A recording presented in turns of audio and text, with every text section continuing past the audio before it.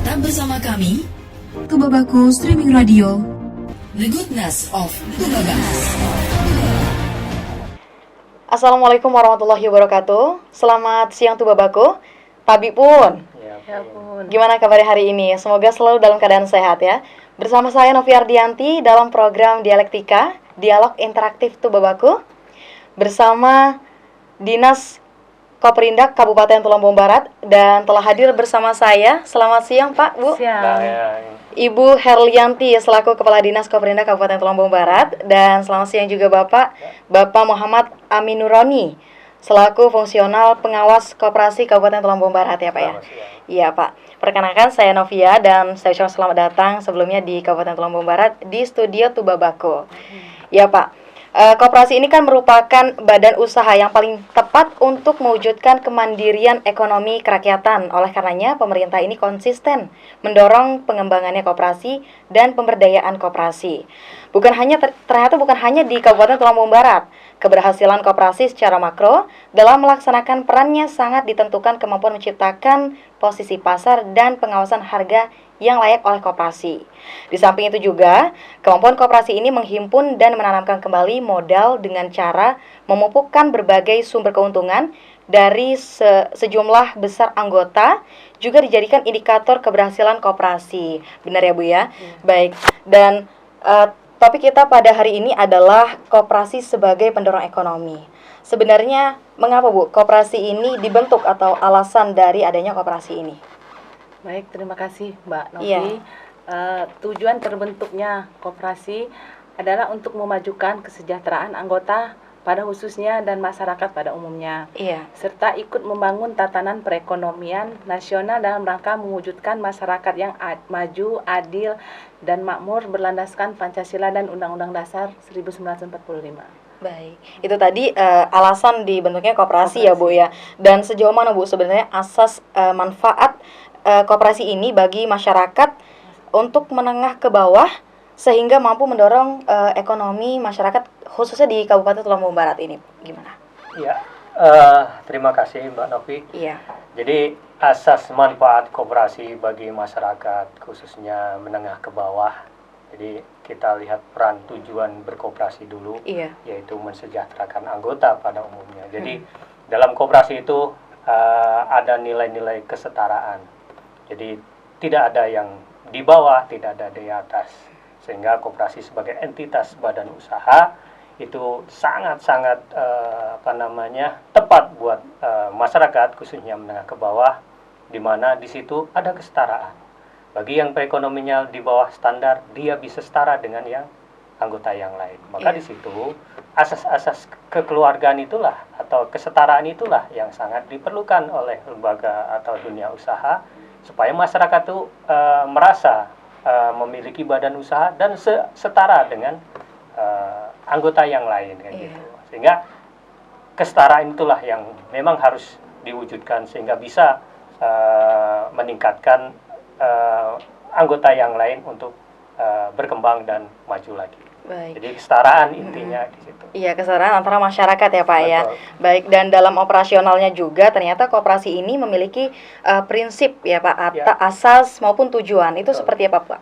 Ya, tadi sudah disinggung tujuan koperasi itu Iya. adalah mensejahterakan anggota, baik dari kemudian juga menciptakan tatanan perekonomian Iya. secara makro, menciptakan ekonomi kerakyatan dari keanggotaan itu jadi tujuan. Kemudian dari asas, karena kita awal berorganisasi atau berbadan usaha itu dari tujuan kita bersama, itu menciptakan kesejahteraan anggota. Kemudian asas atau landasannya apa yang dipakai? Landasannya jelas, supaya organisasi kita ini bisa diterima oleh masyarakat dan negara, tentunya asasnya adalah Pancasila, ekonomi Pancasila, dan Undang-Undang Dasar 1945. Kita tahu koperasi berdiri sebagai amanat dari Undang-Undang Dasar 1945 pasal 33. Itu kemudian diturunkan kembali ke asas. Asas koperasi itu adalah kekeluargaan, bukan milik keluarga loh ya, kekeluargaan. Jadi segala sesuatu pengelolaan dan lain sebagainya, termasuk kalau ada wan prestasi dan seterusnya, itu diselesaikan secara kekeluargaan, musyawarah mufakat. Nah, kemudian kalau ini sudah ketemu, maka akan prinsip-prinsip pengelolaan koperasi. kan gitu. Iya. Nah, prinsip-prinsip kelolaan itu ada 7. Yang pertama, koperasi itu dilaksanakan sesuai dengan keanggotaan koperasi bersifat terbuka. Iya. Jadi tidak ada yang memaksa orang menjadi anggota koperasi secara sukarela dan terbuka, tidak menutup kemungkinan berbeda suku, agama, dan ras dan lain sebagainya. Kemudian yang kedua adalah pengelolaan dilakukan secara demokratis dari anggota, oleh anggota, dan untuk anggota.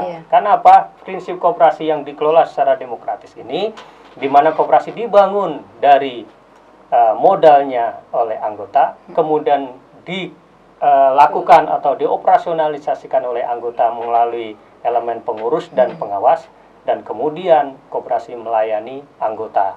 Jadi untuk dari anggota, oleh anggota, dan untuk anggota. Yang kemudian yang prinsip ketiga ini tentang kesetaraan, yaitu pembagian sisa hasil usaha dilakukan secara adil sebanding dengan besarnya jasa usaha masing-masing anggota. Jadi semakin banyak anggota koperasi yang memiliki kontribusi terbesar bagi koperasi, maka jasa atau hasil yang dihasilkan akan lebih besar daripada anggota yang tidak memiliki kontribusi atau yang bisa dikatakan anggota pasif. Kemudian yang keempat, Ibu bisa saya jelaskan bahwa prinsip koperasi adalah pemberian balas jasa yang terbatas terhadap modalnya. Jadi modal yang ditanamkan, makanya hasilnya juga akan sesuai dengan modal yang diterima. Dan yang kelima, kemandirian. Jadi koperasi itu mandiri, tidak tergantung oleh pihak yang lain, tidak bisa diintervensi oleh pihak lain karena kesetaraan tadi.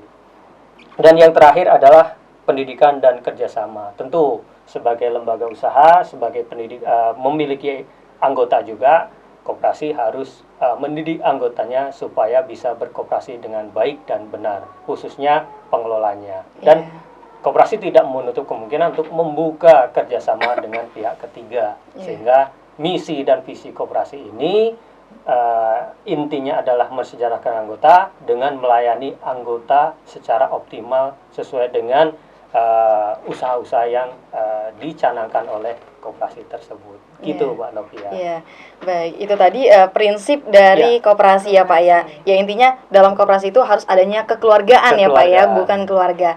Baik, baik kita lanjutkan. Untuk koperasi ini kan dibentuk berdasarkan tujuan ya, Pak ya, dan kebutuhan yang berbeda-beda. Oleh karenanya, koperasi ini dibedakan ke dalam beberapa jenis. Tentunya kepentingan anggota atau kelompoknya. Untuk di Tulang Bawang Barat khususnya itu bagaimana, Pak? Baik,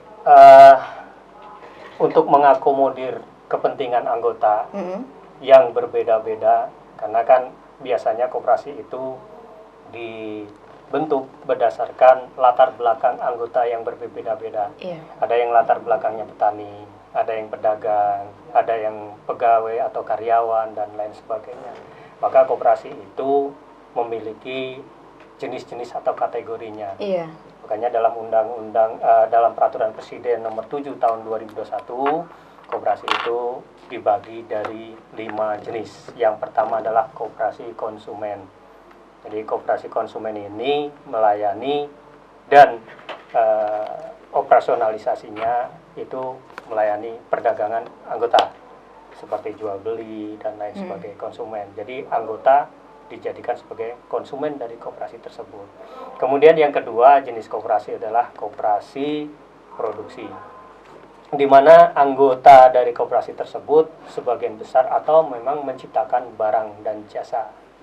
Jadi dia disebut koperasi produksi. Koperasi, contohnya koperasi pengrajin sepatu, koperasi pengrajin topi, pakaian, dan lain sebagainya. Sehingga koperasi mensub atau memiliki produk dari anggotanya berupa barang dan jasa. Kemudian yang ketiga, Ibu Novia, saya jelaskan bahwa koperasi jenisnya itu adalah koperasi pemasaran. Jadi koperasi pemasaran ini berfungsi sebagai tempat memasarkan barang dan jasa milik anggota. Dan yang keempat, seperti kita ketahui, jenis koperasi yang lazim di masyarakat kita adalah koperasi simpan pinjam. Jadi koperasi simpan pinjam ini melayani anggota di bidang keuangan atau permodalan anggota. Dan yang terakhir, koperasi jasa. Nah, koperasi jasa ini koperasi yang menyediakan jasa dari anggota. Kita tahu sekarang ada misalnya ada koperasi jasa pengantaran barang, koperasi jasa angkutan dan lain sebagainya. Jadi kepentingan anggota dari berbagai latar belakang diakomodir oleh koperasi dalam bentuk 5 jenis tersebut. Nanti tinggal masyarakat yang berkoperasi tinggal mengoptimalkan kompetensinya atau yang pas untuk melayani anggota atau dibentuk itu jenis koperasi yang mana.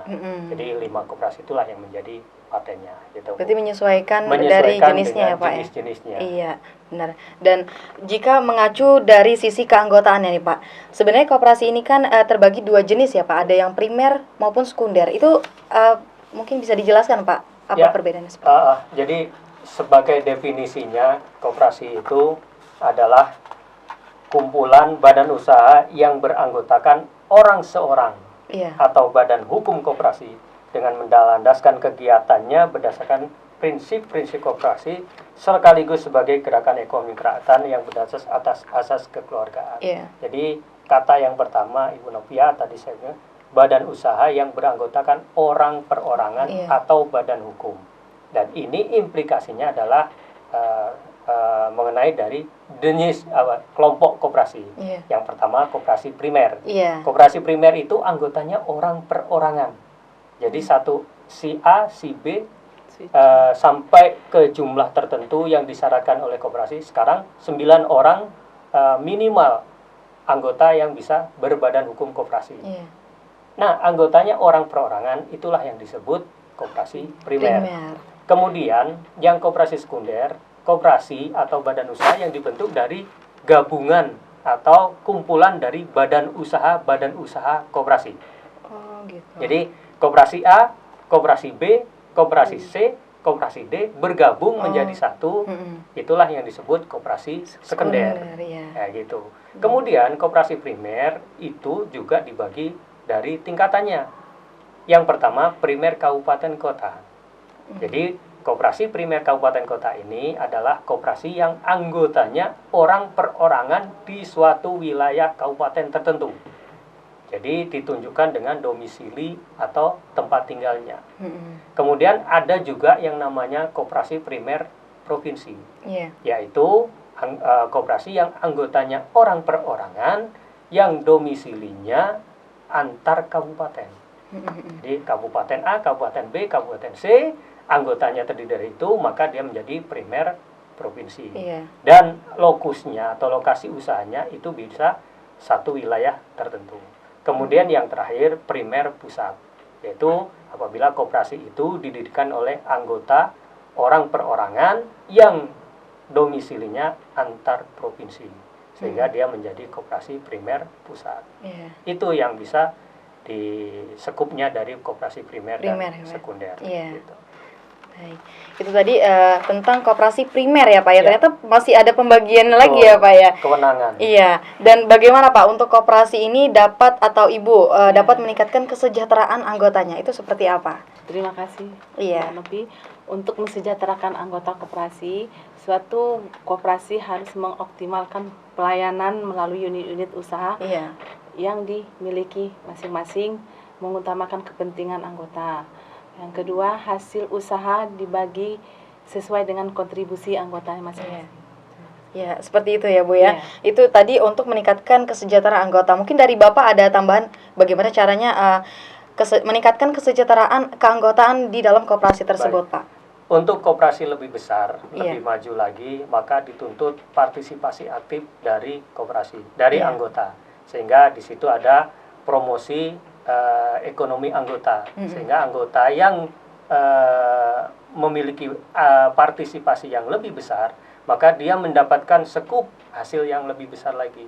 Makanya partisipasi ekonomi anggota ini sangat diprioritaskan, baik kesadaran anggota selaku sebagai subjek dari koperasi maupun dari pengelola atau lembaga koperasinya tersendiri dalam rangka meningkatkan kemampuan melayani anggota. Jadi dia harus besar, harus tertata, struktur permodalannya harus bagus, sehingga bisa invasi maupun ekspansi ke wilayah yang lain atau merambah usaha yang lain.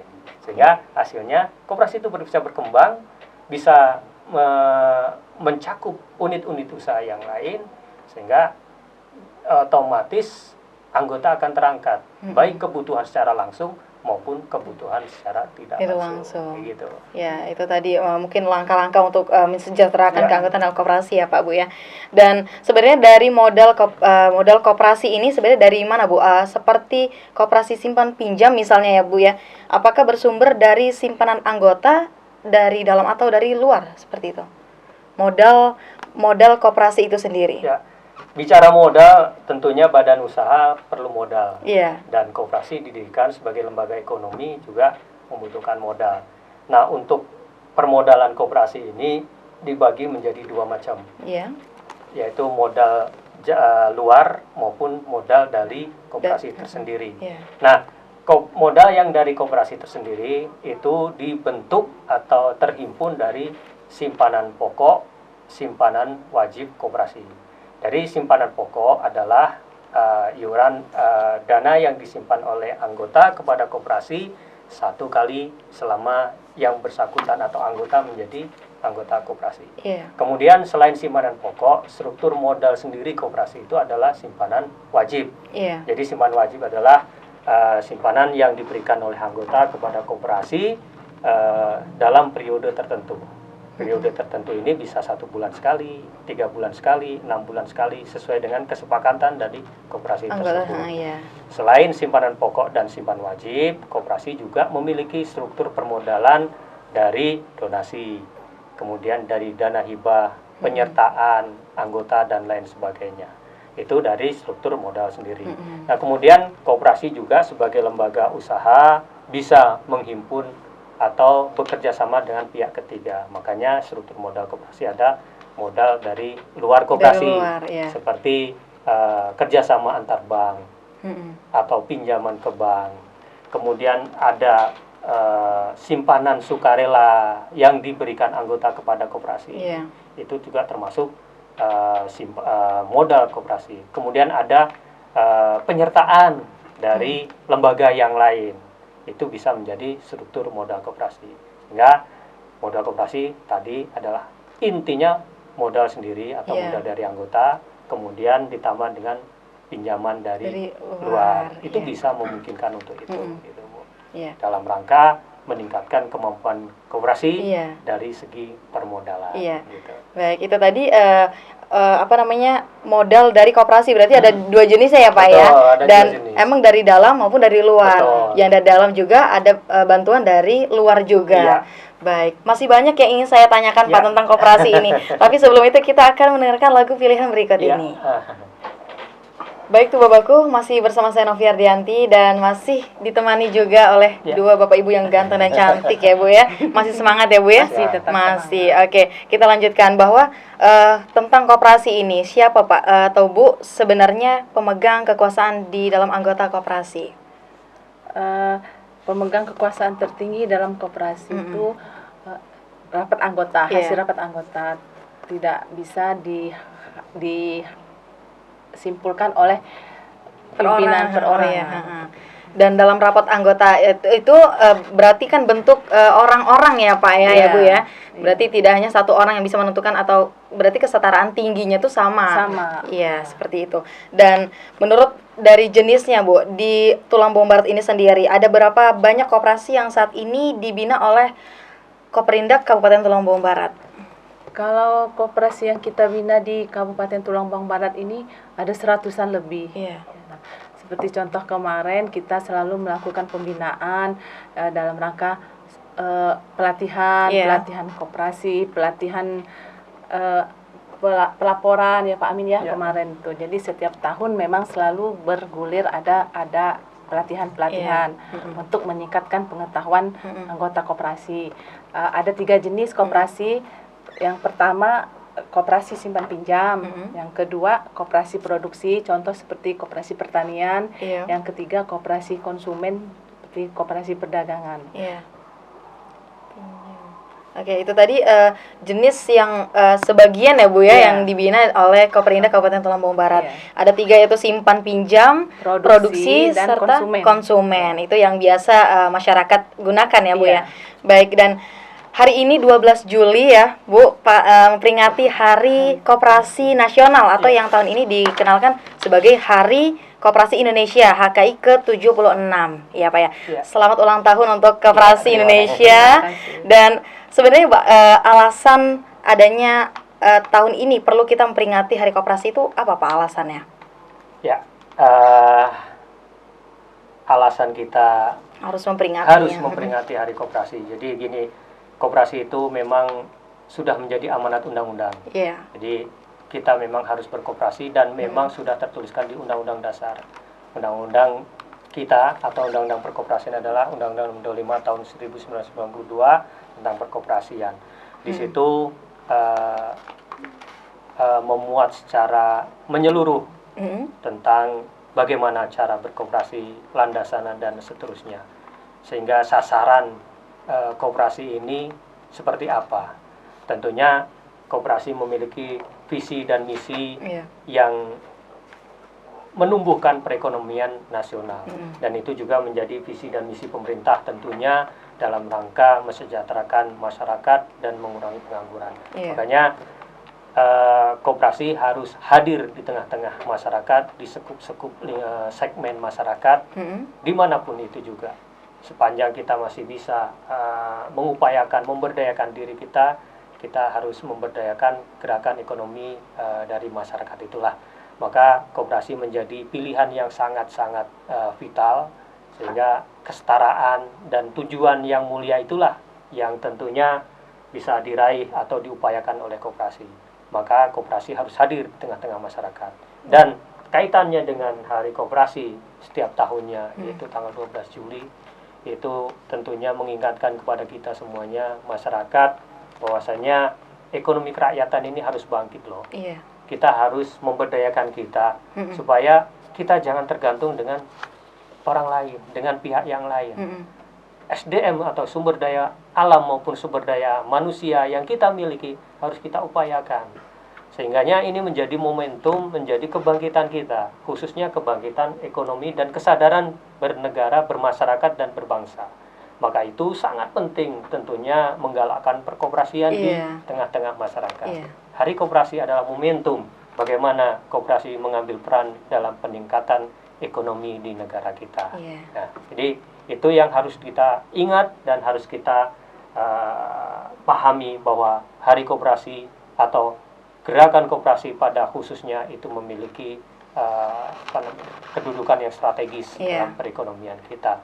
Koperasi adalah sebagai sokok guru perekonomian bangsa Indonesia.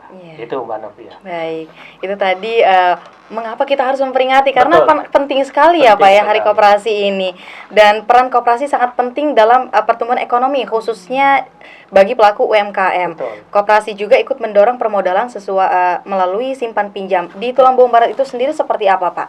Untuk pertumbuhan ekonomi itu. Baik, kita tahu struktur ekonomi kita ini kan mayoritas adalah ditopang oleh pelaku-pelaku usaha mikro, kecil dan menengah, baik skala nasional makro maupun di Kabupaten Tulungagung Barat. Jadi dalam rangka menggerakkan atau menggeliatkan UMKM ini yang jumlahnya tersebar, bahkan data terakhir ada sekitar 16.000 UMKM yang terdata di Dinas Koperinda Kabupaten Tulungagung Barat dari segala aspek dan segala unit usahanya. Nah, ini kan harus digerakkan. Nah, ini sebagai porsi tertinggi dari gerakan atau perekonomian Kabupaten Tulungagung Barat. Koperasi harus mengambil peran tersebut sebagaimana misi dari koperasi adalah rumah besar bagi UMKM. Jadi UMKM atau pemilik pengelola UMKM itu menggabungkan, memberdayakan dirinya sendiri melalui organisasi yang mereka miliki dan berbadan hukum dikelola oleh UMKM tersebut untuk memenuhi kebutuhan, baik kebutuhan permodalan UMKM tersebut maupun membesarkan koperasi yang dimiliki oleh anggota UMKM tersebut. Jadi misinya ada dua. Misinya adalah misi manfaat langsung. Bagaimana UMKM yang tergabung dalam koperasi bisa mendapatkan akses permodalan dengan mudah, murah, cepat, dan lain sebagainya. Selain itu juga UMKM yang tergabung dalam koperasi itu memiliki sebuah organisasi usaha atau badan usaha yang secara tidak langsung juga mendapatkan hasil dari koperasi tersebut. Jadi Mbak Novia dan Bapak Ibu sekalian, misi atau tagline koperasi itu adalah rumah besar bagi UMKM. Gitu. Koperasi sebagai rumah besar UMKM. Baik, ternyata koperasi sangat penting bagi masyarakat juga ya Bu ya. Dan sebenarnya masih banyak yang ingin saya tanyakan. Namun waktu kita sangat terbatas, Pak Bu. Sebelum kita tutup, saya ingin ada closing statement dari Ibu, silakan. Baik, terima kasih Bu Nopi. Mewakili pemerintah Kabupaten Tulang Bawang Barat, saya selaku pembina koperasi di kabupaten, kami berharap koperasi dapat berkembang dan memberikan manfaat kepada anggota dan masyarakat pada umumnya. Koperasi sebagai amanat Undang-Undang Dasar 1945 harus eksis di setiap lingkup masyarakat menemukan ekonomi dan kerakyatan. Koperasi harus dikelola sebagai prinsip-prinsip koperasi melayani anggota secara optimal. Akhirnya kami ucapkan selamat Hari Koperasi ke-76. Semoga koperasi dapat mengemban misi kesejahteraan masyarakat di bumi saya Ragem Mangiwawai. Terima kasih Ibu. Dan baik tuh Bapakku, itu tadi closing statement dari Ibu Herli. Dan satu lagi Mbak ada Novia, yang perlu ditambahkan, silakan. bagi masyarakat khususnya Kabupaten Tulang Bawang Barat yang memiliki kelompok-kelompok usaha, itu kan disebut prakoperasi. Jadi kalau ingin membina atau meningkatkan SDM atau pengetahuan atau berkonsultasi langsung bagaimana cara berkoperasi, bagaimana cara meningkatkan kelompok menjadi badan hukum koperasi, kami dari Dinas Koperindak Kabupaten Tulang Barat dengan senang hati siap membantu Bapak Ibu masyarakat Tulang Bawang Barat berdiskusi, konsultasi, atau pendampingan bagi kelompok-kelompok usaha yang memungkinkan untuk ditingkatkan menjadi badan hukum koperasi. Silakan datang di kantor kami, Dinas Koperindak Kabupaten Tulang Bawang Barat, Jalan Raden Intan, Komplek SMK Tulang Bawang Tengah di Pulung Kencana, Kabupaten Tulang Bawang Barat. Kami memiliki pendamping-pendamping koperasi yang bisa melayani baik secara langsung maupun secara tidak langsung. Itu yang kami harapkan. Dan kami menghimbau sekali lagi segmen-segmen masyarakat, baik masyarakat sekolah, masyarakat pasar, masyarakat karyawan dan lain sebagainya. Ayo kita berdayakan kemampuan kita kelompokkan usaha kita, kemudian kita bina usaha itu menjadi lebih maju, lebih berkembang, bisa dirasakan oleh masyarakat. Salah satunya adalah pilihannya berkooperasi. Dan selamat Hari Koperasi Indonesia ya Pak Ibu ya. Dan terima kasih Bapak Ibu sudah hadir di studio kami. Semoga lain waktu kita masih bisa berbincang kembali. Dan saya ucapkan terima kasih juga kepada tuh Bapakku yang masih standby, masih menyaksikan kami. Dan saya ucapkan terima kasih juga kepada tim SES dalam program Dialektika hari ini. Saya Novia Ardianti mengucapkan terima kasih atas kebersamaan Anda. Wassalamualaikum warahmatullahi wabarakatuh. Waalaikumsalam warahmatullahi wabarakatuh.